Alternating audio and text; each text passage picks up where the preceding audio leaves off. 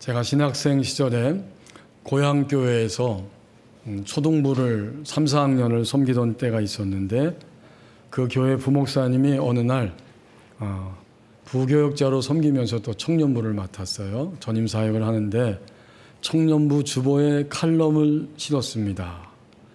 하나님의 사랑에 대한 그런 내용이었어요. 그때는 청년부 집회가 토요일 날 있어서 토요일 이제 오후에 청년부를 섬기기 위해서 나가는데 아장아장 걸음마를 걷다가 좀 더 잘 걷게 된 딸이 아빠 가지 말라고 계속 손을 잡고 그 양복 끝을 잡고 흔드는 겁니다. 하지만 사역을 위해서 나가야만 했습니다. 그것을 뿌리치고 나가는데 마침내 이 어린 딸이 가지 마라고 울면서 그 자리에 엎드러지는 겁니다. 그것을 외면하고 교회로 발걸음을 옮기는 순간 가슴이 뭉클해졌다는 이야기예요. 왜 그랬을까요? 하나님의 사랑이 마음으로 느껴졌기 때문이라고 고백하고 있습니다. 우리가 살아가면서 울 수밖에 없는, 애통할 수밖에 없는, 또 너무나 막막하고 답답한 일들을 경험하며 살아가는 우리들의 인생이지만 하나님의 품에 우리는 언제든지 와락 안길 수 있는 이런 축복된 존재가 아닌가. 그 딸의 모습을 보는 육신 아빠의 마음도 이러할진데 우리의 해아래 삶을 살아가는 동안 우리에게 일어나는 모든 일이 어떠할지라도 우리는 하나님의 품에 언제든지, 아빠는 시간이 되어서 나가야 하지만 하나님은 초시간적이고 무시간적으로 언제든지 항상 거기에 우리 안에, 우리 곁에 머물러 계시기 때문에 이것을 임재라고 말하죠. 항상 하나님은 거기에 계신 거예요. 임재하시는 하나님께 언제든지 그 품 안으로 우리는 하나님을 끌어안고 달려갈 수 있다. 이 하나님의 사랑, 그것이 생각났기 때문에 울컥하게 되었다는 이야기를 그 칼럼에 기록해 놓았습니다. 저도 매우 그 글을 읽으면서 공감이 되었어요. 하나님이 오늘 우리에게 주신 이 시편 48편에 보면 하나님은 바로 임재해 계시는 하나님, 하나님은 언제든지 우리가 그의 품에 안길 수 있는 바로 그런 하나님 되신다고 노래하고 있습니다. 1절에서 3절 말씀에 보면 이 고라자손이 하나님의 임재를 지금 고백하며 노래하는 거예요. 그 표현이 1절부터 등장하는데 여호와는 위대하시다.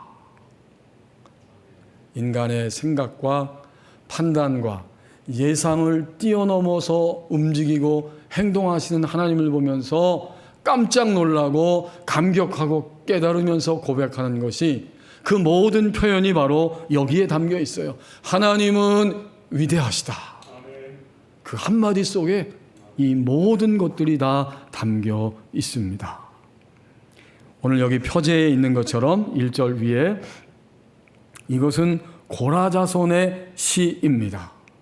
고라자손은 남유다와 북이스라엘을 통일시키고 통일왕국의 왕이 되어서 이제는 시온산을 하나님의 거처로, 수도로 예루살렘을 삼고 여기에 하나님을 경배하기 위해서 내가 성전을 건축해야지, 그리고 모든 준비를 완벽하게 하는 다윗 시대의 그 인물이 바로 이 고라입니다. 다윗은 이 고라 가족의 사람들에게 어떤 임무를 맡겼느냐? 성전을 완벽하게 다 준비하면서 당신들은 성전을 지키는 문지기로 섬겨 주십시오. 역대상 26장 1절, 12절, 13절에 나오는 말씀이에요.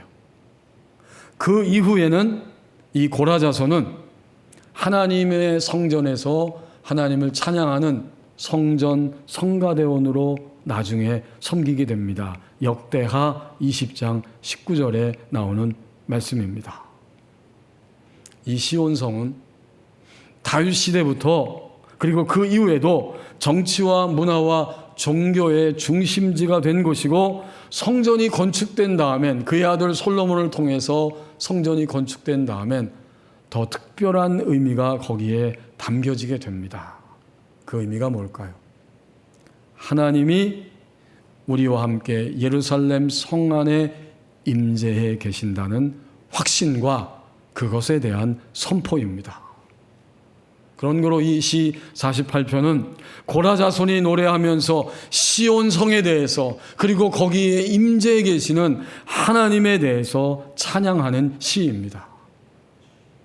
2절에 기록한 대로 그 시온성이 얼마나 아름다운지 구구절절히 마디마디 이렇게 시적으로 표현해주고 있습니다. 이걸 좀 더 쉽게 표현하면 이런 이야기예요.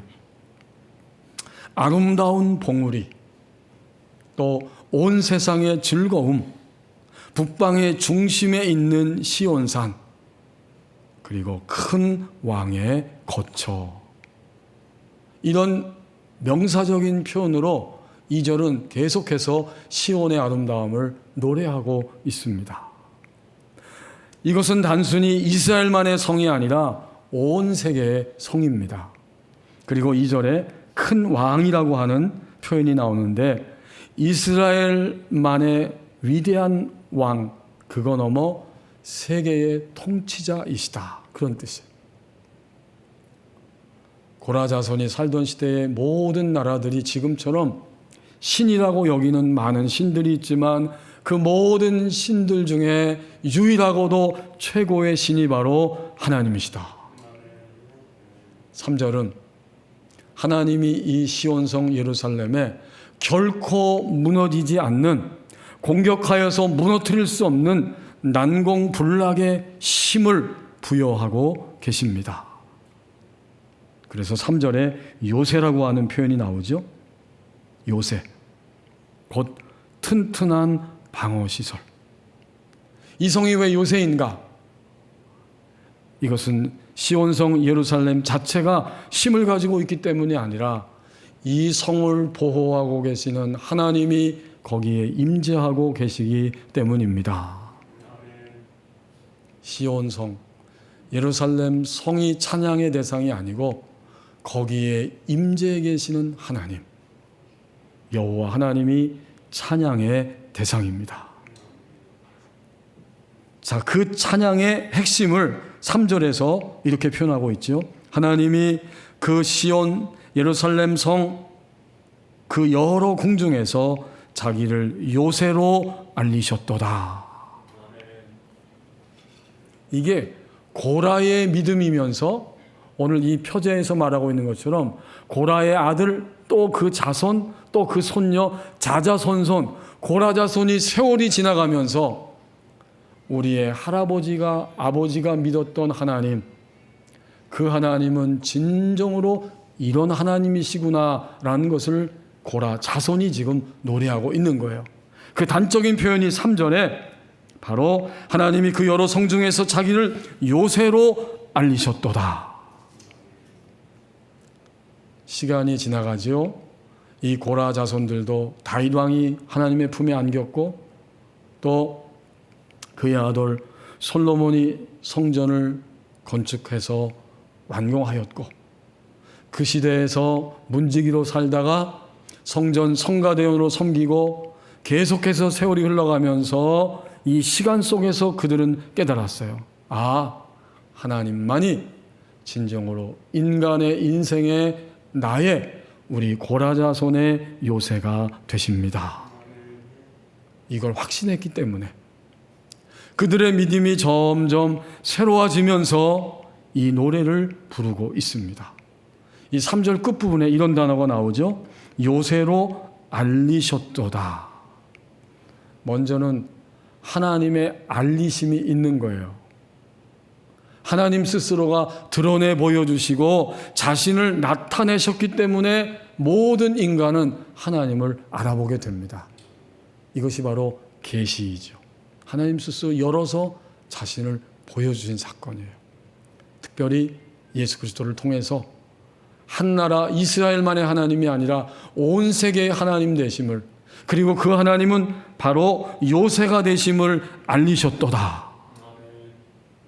먼저 하나님의 알리심이 있었다면 또 하나의 중요한 의미가 나타나죠. 그것은 바로 이 고라 자손처럼 하나님이 요새가 되심을 알아봄입니다. 오늘 예배하면서 우리는 하나님을 어떻게 알아보는 거죠? 요새가 되신다는 사실을 알아보게 됩니다. 튼튼한 방어 시설.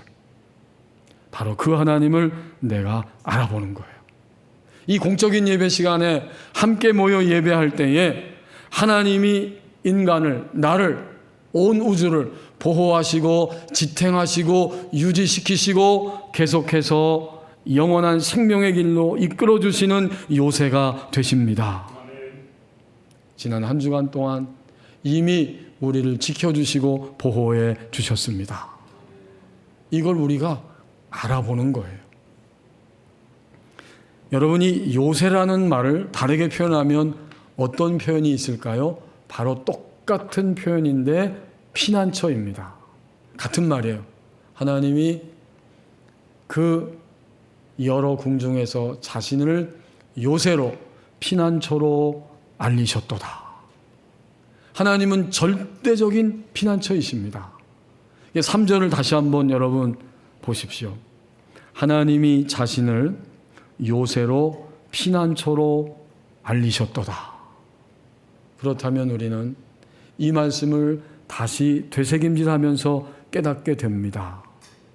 나는 지금까지 여전히 내 심장 깊숙한 곳에 해결되지 않은, 해결할 수 없는 고통과 문제와 난제들이 있는데 바로 그 환경 속에서 오늘 나는 하나님을 나의 피난처로 알아봄이 되고 있는가? 하나님을 피난처로 알아보고 있는가?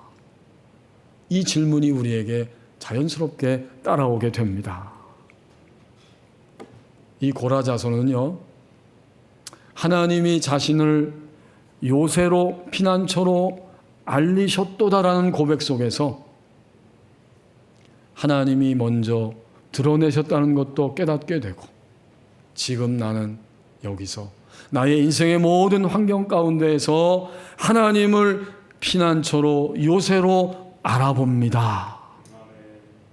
알아보았기 때문에, 알아보고 있기 때문에, 현재 시제로 알아보고 있기 때문에 시편 48편의 노래와 고백이 탄생한 것입니다. 영혼을 위한 닭고기 수프라고 하는 그 따뜻한 이야기들이 있지요. 거기에 그리스도인 한 가정의 실화를 소개하고 있습니다. 미국에서 고든과 신디라고 하는 이름을 가진 이 크리스천 부부가 있는데, 어느 날 이 가정의 딸 타냐라고 하는 이 어린 딸이 아빠는 출근하고 집에서 엄마랑 있는데 엄마가 그 오븐에다가 요리하기 위해서 펄펄 물을 끓는 냄비를 올려놓았어요. 근데 이 아이가 그 냄비를 건드리면서 물이 얼굴에 쏟아지고 중화상을 입고 응급실로 실려가게 됩니다. 대수술이 진행되고 있는 거예요.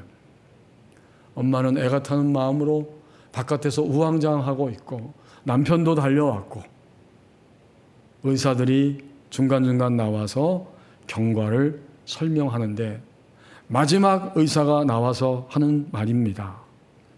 어쩔 수 없이 이 딸 아이는 얼굴에 큰 화상 입은 것을 피할 수 없을 것 같습니다. 이 엄마와 아빠는 안에 들어갈 수도 없고, 바깥에서 편한 마음으로 기다릴 수도 없고, 너무 애가 닳고 힘들어서 그 소파에 엎드려서 이 엄마 신디가 이렇게 기도를 했다고 합니다. 예수님, 어떻게 해요? 예수님, 직접 들어가 주세요. 예수님이 만져주세요. 예수님이 고쳐주세요. 예수님이 직접이요. 라고 기도하고 있는데 누군가가 와서 툭툭 어깨를 건드려서 눈을 뜨고 보니까 교회 담임 목사님하고 집사님, 성도 두 분이 함께 찾아왔습니다. 위로하고 같이 기도를 합니다. 그리고 나서 의료진에게 양해를 한번 구해보고 이 목사님 일행이 안에 잠깐 들어갔어요. 그리고 이 탄야를 붙들고 하나님 앞에 기도하고 나왔습니다. 자, 우리 이제 하나님께 기도했으니 우리의 걱정을 하나님께 올려드리면서 하나님만을 의지하십시다. 기다려 보십시다. 그리고 목사님과 그 일행은 떠나갔습니다. 이제 이튿날이 되어서 이 부부가 아이가 있는 곳으로 드디어 돌아갔습니다. 잠들어 있는 딸 아이의 얼굴을 보다가 깜짝 놀랐어요. 수술한 자국은 남아 있었지만 화상의 흔적이 씻은 듯이 깨끗하게 자취를 감추고 말았습니다. 이 사건 앞에서 이 부부는 하나님을 찬양할 수밖에 없게 되었어요. 목사님을 찾아가서 감사를 드리면서 말했습니다. 지난번에 함께 신방 왔던 두 사람에게도 우리가 감사를 해야 되는데 그분들의 집이 어디입니까? 목사님이 좀 이상하게 생각하는 거예요. 그때 저는 우리 교우 한 분하고 신방을 갔어요. 아니에요, 목사님. 두 분이 왔습니다. 남편도 두 사람이라고 분명히 확인시켜 줍니다. 이렇게 옥신각신하다가 이 목사님이 갑자기 빙그레 웃으면서 깨달았습니다. 그리고 이렇게 말했습니다.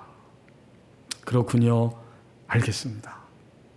한 분은 예수님이 찾아오신 것이고 아니면 예수님이 보내신 천사임에 틀림이 없습니다. 이 신디는 감격해서 이렇게 고백합니다. 아, 맞아요, 목사님. 제가 그날 응급실 바깥에 소파에 앉아서 기도했던 것이 있는데 깜빡 잊었어요. 제가 예수님이 직접 도와달라고 기도했거든요.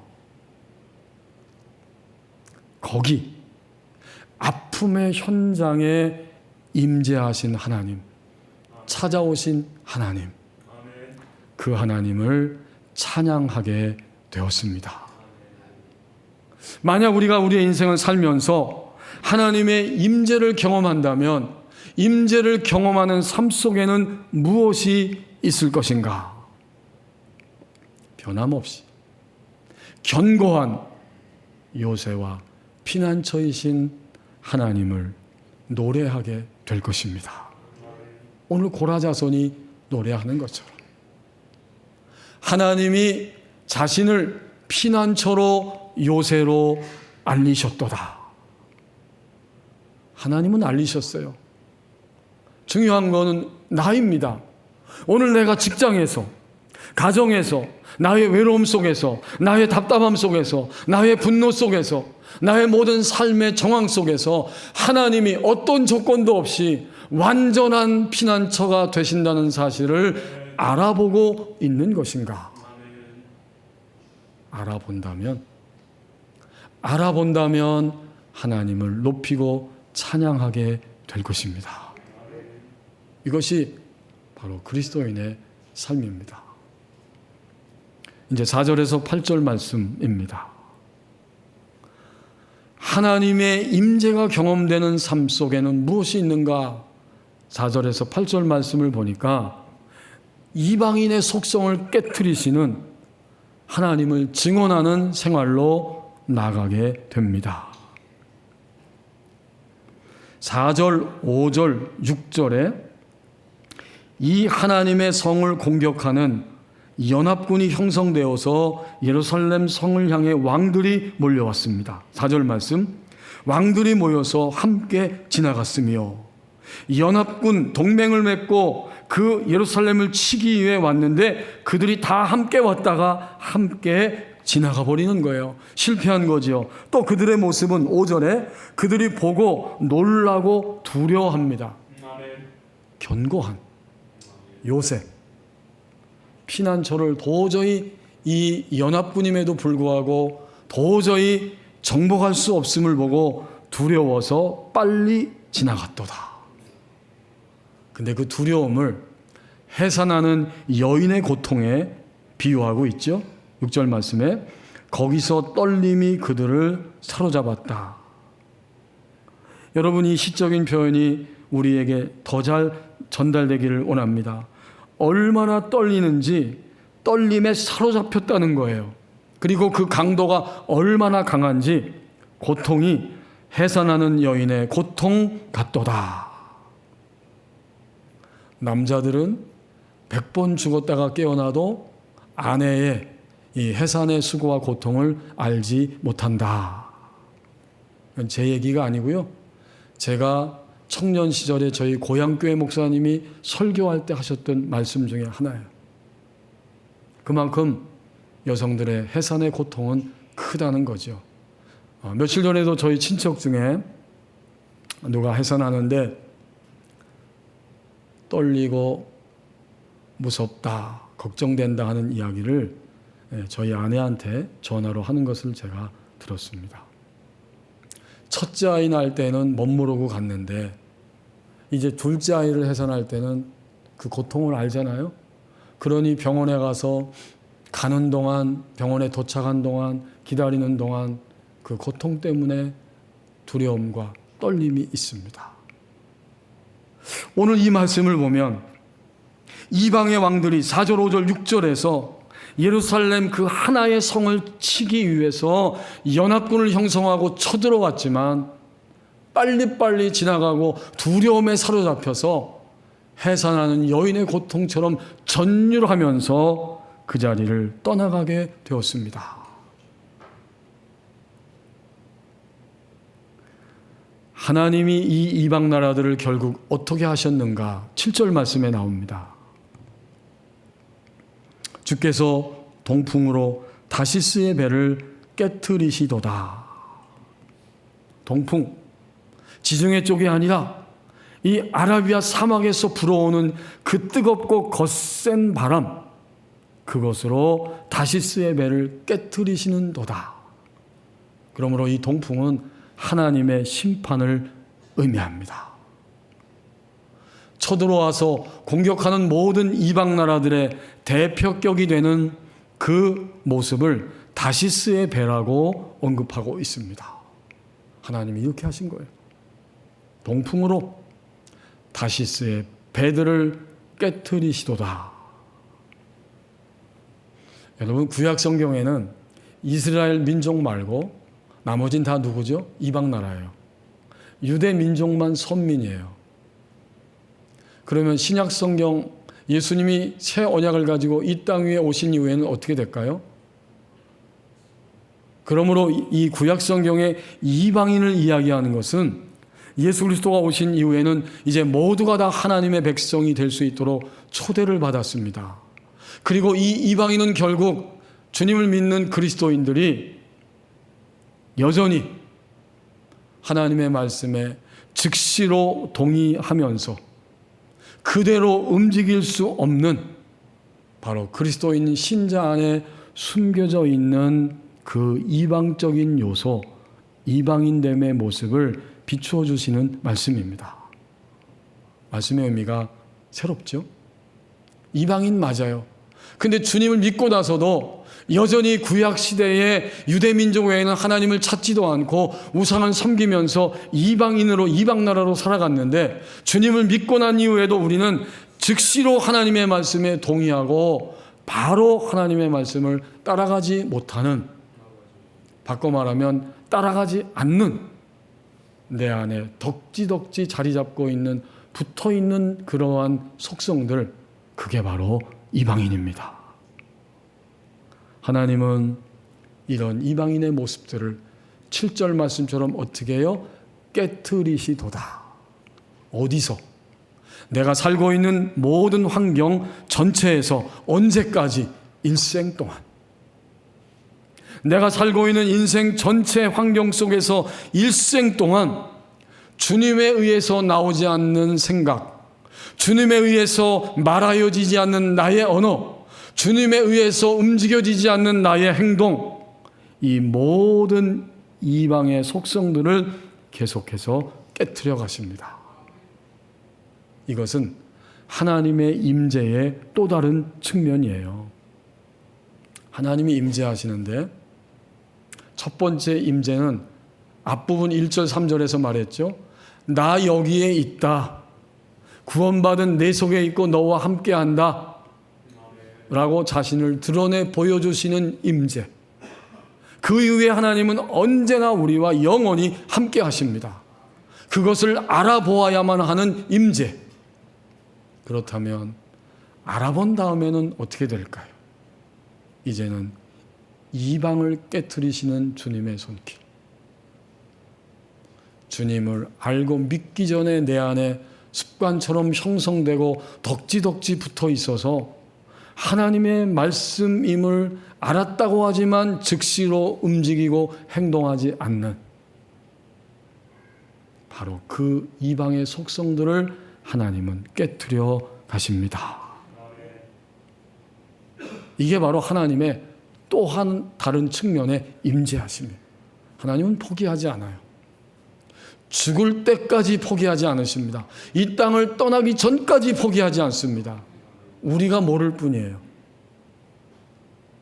그래서 결국 신자는 나의 어떠함이 아니라 하나님의 어떠함을 생각하고 추구하면서 점점 더 움직여갈 수 있는 이런 신자의 모습으로 바뀌어지기 시작하고 그 길을 향해 가게 하십니다. 그러면 조금만 더 깊이 생각해 보시면 이방인의 속성은 과연 무엇일까? 모든 것을 다 하나로 이방인의 속성을 표현하면 이것입니다. 신자에게 있는 그 이방인의 속성은 모든 상황에서 자기가 왕 노릇하려고 하고 왕처럼 행동하는 것들이 이방인의 속성입니다. 이해가 되시죠? 내가 살고 있는 나 자신, 내 삶, 모든 상황에서 내가 왕 노릇하려고 하고 왕처럼 드디어 행동하는 것. 이게 바로 이방인의 속성이에요.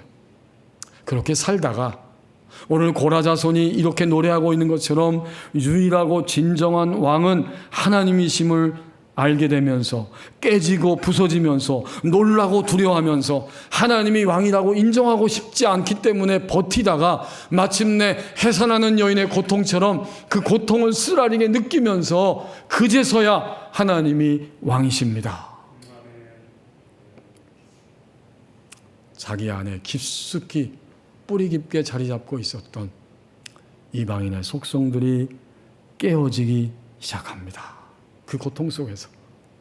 그때 이제 방향을 조금 더 쉽게 하나님 쪽으로 금방금방 옮길 수가 있게 돼요. 하나님은 내 안에서 왕노릇하는 다시스의 배, 상황이 벌어지면 어김없이 등장하여 왕노릇하는 나의 다시스의 배를 깨트리십니다. 여러분, 이 다시스의 배는 7절에 나오는 그 당시에 화려하게 무장된 배이고 스페인의 다시스를 향해서 오고 가는 원양 항해선입니다. 이 당시에 가장 최고의 선박이고 가장 튼튼하고 큰 배가 바로 다시스의 배입니다. 다시스의 배는 우리의 육신의 속성을 이렇게 분명하게 보여주고 있어요. 종종 이미 말씀드렸지만 내 경험이, 내 감정이, 내 지식이 가장 우선되어 있어요. 우리는 다. 근데 신앙은 하나님을 믿고 들어오는 세계는 그 모든 것을 다 합리적으로 다 검토하고 맞고 다 하지만 그러나 그건 넘어서 갈 때 다시스의 배가 깨지는 거예요. 주님이 있으라고 한 자리에서 있을 수 있고 주님이 멈추라고 하는 곳에서 멈출 수 있다면 그리고 그것을 너무나 쉽고 자연스럽게 호흡하듯이 할 수 있다면 우리가 이 땅을 떠나기 전에 그러한 자리까지 갈 수만 있다면 우리는 하나님의 형상을 회복하고 예수 그리스도의 모습을 소유한 신자가 되는 것입니다. 지금까지 왕노릇하고 있는 다시스의 배, 우리 안에 있는 이 이방인의 속성. 그런데 이것은 왕노릇하는 나의 가장 튼튼한 큰 배인데 약함의 속성과 강함의 속성 두 가지를 다 지니고 있습니다. 약한 것도 다시스의 배예요. 큰 배. 주님이 말씀하셨지만 나는 사람과 상황에 짓눌려서 그것을 노라고 이야기하지 못하고 짓눌려 있습니다. 이것은 심리학적인, 심리적인 그러한 정신적인 차원의 이야기도 해당이 되지만 그건 넘어서서 주님의 임재하심이 이미 우리 가운데 있는데 주님의 말씀대로 노라고 말하고 아니라고 말하고 그렇게 해야 함에도 불구하고 저항하지 못하고 말하지 못하는 나의 약함도 바로 깨어져야 할 다시스의 큰 배입니다. 이게 약함의 속성이에요. 반면에 다시스의 이 튼튼한 큰 배는 강함의 속성도 있습니다. 그건 뭘까요? 아직도 내가 훨씬 더 강하기 때문에 나는 가정에서나 직장에서나 교회에서나 어디에서나 내가 득세하려고 합니다. 그것은 강함의 속성이에요. 이 시간 우리는 머릿속으로 누구를 상상하지 말고 나를 상상하시기를 원합니다. 나의 약함의 속성은 무엇이고 나의 강함의 속성은 무엇인가? 그것이 주님의 말씀대로 즉시로 바로 움직이지 못하게 하는데 바로 다시스의 그 큰 배가 무엇인가? 내 안에 있는 이 강함과 약함의 속성을 새롭게 인식하기를 원합니다. 자, 그럼에도 불구하고 마지막 8절 말씀을 보면 신자들에게는 큰 축복의 현실이 나타납니다. 8절 말씀에 우리가 들은 대로 만군의 여호와의 성 우리 하나님의 성에서 보았나니 하나님이 이를 영원히 견고하게 하시리로다 셀라. 지금 고라 자체, 고라의 아들, 그 아들의 또 그 아들 후손 자손 대대손손이 내려오면서 8절에 보면 고라 자손들은 아버지 할아버지 때부터 들었어요. 하나님이 어떤 분이라고 하는 것을. 하나님은 알리셨도다도 되시고 깨트리시도다도 되시는 분이라는 사실을 들었어요. 근데 지금 이 48편을 고백하고 찬양하면서 그들은 눈앞에서 현재 시제로 보고 있는 겁니다. 8절에 우리가 들은 대로, 우리 아버지에게 우리 할아버지에게 들은 대로 하나님이 만군의 여호와의 성 우리 터전을 지키시고 보호하신 것을 우리 하나님의 성에서 보았습니다. 이제 내 것이 된 거죠.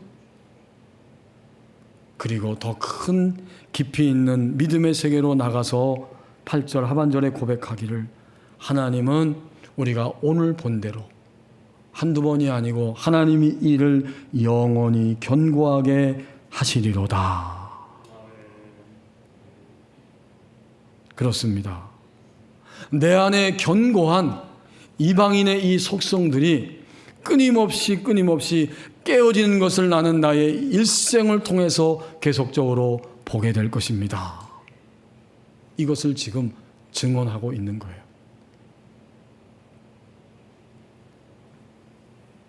우리는 내 속마음을 다 열어놓고 말할 수 있는 하나 내지는 두 개의 모임이 있을 것입니다. 거기서 그 사람들과 함께 교제할 때 우리는 편안하게 이야기하죠. 내 눈물도 이야기하고 내 아픔도 드러내고 또 나의 자랑스러움도 말하면서 서로 격려하고 격려받을 것입니다. 이 외로운 땅을 살면서 그것은 필수적이죠. 근데 저는 늘 제 자신을 보면서 애석해하는 것은 하나님이 이 버버니 지역에 나를 두시고 우리를 두셨고 이 버버니 교회 안에 있게 하셨는데 아니 도대체 하나님 앞에서 버버니 교회 안에서 함께 주님을 찬양하고 경배하는 우리의 만남 속에 이런 교제가 일어나지 않는 것은 얼마나 답답하고 괴롭고 쓰라린 일들인가. 교회는 대그룹의 교회가 함께 예배하면서 교회는 또 소그룹의 목장을 통해서 서로의 큰 배를 나누고 깨어주신 하나님의 은혜를 고백하고 깨어지지 않은 부분을 고백하고 함께 하나님이 응답하신 것을 보면서 기뻐하고 격려하고 위로받으며 더 견고하게 되는 공동체, 이것이 바로 목장 모임이요 또 함께하는 교회의 모습입니다. 교회를 세우신 뜻이 이거예요. 근데 우리는 교회 안에서 그렇게 못해요. 남선교회 안에서, 여선교회 안에서, 목장 안에서 내 속을 다 털어놓고 그 하나님 앞에 서리받아야 할 큰 다시스의 배들을 고백하지 못해요. 손해보고 또 흉이 되고, 그러니까 우리는 한 자락을 이미 딱 접어놓고 교제하는 거예요. 근데 초대교회를 통해서 보여주신 교회의 모습은 그게 아니에요. 집에서도 모이고 가정에서도 모이면서 그들은 그 공동체 안에서 말씀을 통해 삶을 나누고 함께 기도하고 어루만지면서 하나님의 응답하심을 경험하고, 그들 안에서 그것이 나누어졌기 때문에 이제는 그들 안에 역사하신 하나님을 밖으로 나가서 증언하는 역사, 이게 바로 교회의 모습이었다 하는 것입니다. 이 행사 저 행사 다 좋습니다. 다 필요한 거죠. 그러나 그것과 더불어서 우리 안에 있는 이 튼튼한 큰 배 다시스를 고백하며 서로 격려하고 하나님의 은혜 가운데 깨트려 주신 것을 보고 응답하고, 그리고 다시 불신자의 영혼을 추수하는 곳으로 나가는 힘이 거기에서부터 일어나게 되죠. 이게 교회의 모습이에요. 이것이 없다면 우리 교회는 아직도 가야 할 길이 한참 더 멀다는 사실을 우리는 인정할 수밖에 없습니다. 자, 그런데 여러분, 이 8절 마지막 부분에 음악적인 지시어 하나가 종종 시편에 나오죠. 셀라라고 하는 단어입니다. 학자들이 이 단어가 무슨 뜻일까를 여러모로 고민했는데 이렇게 정리를 해주고 있습니다. 이 셀라는 바로 높임 그리고 중지, 이 두 가지 의미를 가지고 있다는 거예요. 찬양하다가 노래하다가 음성을 이제 높여야 할 그 시점이 온 것이고, 또 악기가 막 연주되고 있는데 새로운 변화를 위해서, 음의 변화를 주기 위해서, 높이기 위해서 악기는 노래되고 있고 찬양하는 사람들은 잠시 침묵하고 있습니다. 이게 셀라라는 말의 의미예요. 음의 변화를 주는 거죠. 높임이면서 또는 잠깐 침묵하고 중지하는 거예요. 그러면 어떻게 됩니까? 그 다음 단계의 새로운 차원의 찬양으로, 노래로 나가게 됩니다. 그렇게 하기 위해서 셀라. 지금까지 노래한 이 흐름으로 가다가 이제는 새로운 변화의 차원으로 가야 함을 지시하는 이 음악적인 지시요 셀라입니다. 잠시 침묵과 멈추고 난 다음 높이 찬양하고 연주하게 되는 것. 그런데 오늘 하나님이 우리에게 8절까지의 말씀을 주셨습니다. 근데 이 9절 이하의 내용을 보면 드디어 새로운 차원으로 나갔다고 하는 사실을 보여주고 있어요. 간단하게 9절만 보면 하나님이여 우리가 주의 전 가운데에서 주의 인자하심을 생각하였나이다. 지금 이 노래를 부르는 사람들은 9절에서 이들은 예루살렘 성을 순례하는 순례자들입니다. 일상을 살다가 예루살렘 성을 순례하면서 그들도 똑같이 발견한 거예요. 주의 전 가운데에서 주님의 인자하심을 생각하였나이다. 그리고 마지막 12절과 14절 말씀만 보아도 이번에는 이방인들도 그것을 알게 되고 듣게 되고 증언하며 반응하고 고백합니다. 12절, 이방인들 너희는 시온을 돌면서 그곳을 둘러보고 그의 망대들을 세워보라. 이제 그들이 그렇게 한 거죠. 그랬더니 14절에서 이방인들도 고백합니다. 이 하나님은 영원히 우리의 하나님이시니 그가 우리를 죽을 때까지 인도하시리로다. 차원이 달라졌어요. 고라 자손에서 순례자들까지, 순례자들에서 하나님을 모르고 있었던 이방인들까지 새로운 차원으로 하나님의 임재 앞으로 들어가게 된 것입니다. 그러니까 셀라는 계속 깨트려지면서 계속해서 증언하는 생활로 나가야 하고 나아가야 함을 보여주는 말씀이 되어집니다. 하나님의 임재는 크고 작은 일들 가운데에서 내가 경험하는 모든 사건들 속에서, 그리고 내 안에 들어온 생각들 속에서 하나님의 행동하심을 계속 알아차리고 계속 놓치지 않는 것이 바로 하나님의 임재입니다. 거기에 인도하심과 깨닫게 하심과 지시하심과 도와주시는 하나님의 방편이 드러나게 됩니다. 그래서 오늘 시편 48편에 하나님의 임재를 경험하는 삶 속에는 도대체 무엇이, 어떤 것들이 나타나고 있는가? 변함없이 견고한 요새, 피난처가 되시는 하나님을 노래함이 있게 됩니다. 그렇기 때문에 점점 내게 붙어있는 이방인의 속성들을 깨트려 가시는 하나님을 내가 증언하고 다른 사람에게 증언하고 삶을 통해 증언하는 생활로 나아가게 되는 것입니다. 기도하겠습니다.